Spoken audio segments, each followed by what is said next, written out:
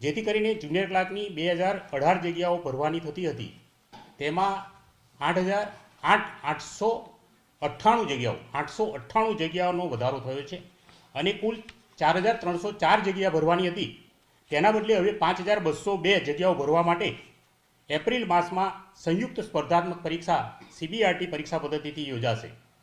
મંડળ આ પરીક્ષા સંપૂર્ણપણે પારદર્શક અને તટસ્થ રીતે ભરતી કરવા માટે કટિબદ્ધ છે।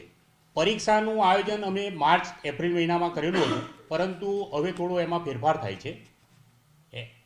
ફેબ્રુઆરી મહિનામાં બીટ ગાર્ડની પરીક્ષા લેવાની છે। પહેલી ફેબ્રુઆરીથી કોલ લેટર ઇસ્યુ થવાના શરૂ થઈ જશે।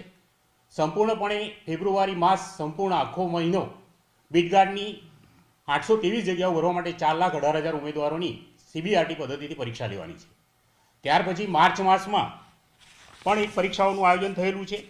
એમાં માર્ચ માસના દર રવિવારે જે નવેમ્બર 2023માં જે જાહેરાત પ્રસિદ્ધ થઈ હતી, એમાં planning assistant, surveyor, graphic designer, machine overseas વગેરે જગ્યાઓ ભરવા માટે માર્ચ મહિનાના દર રવિવારે CBRT પદ્ધતિથી પરીક્ષાનું આયોજન થશે અને એપ્રિલ મહિનાના શરૂઆતથી જ આ જે સંયુક્ત પરીક્ષા છે, જે ક્લર્ક લેવલની, એની ગ્રુપ A અને ગ્રુપ Bની પરીક્ષાઓનું CBRT પદ્ધતિથી પરીક્ષા લેવાનું આયોજન કરવામાં આવેલ છે।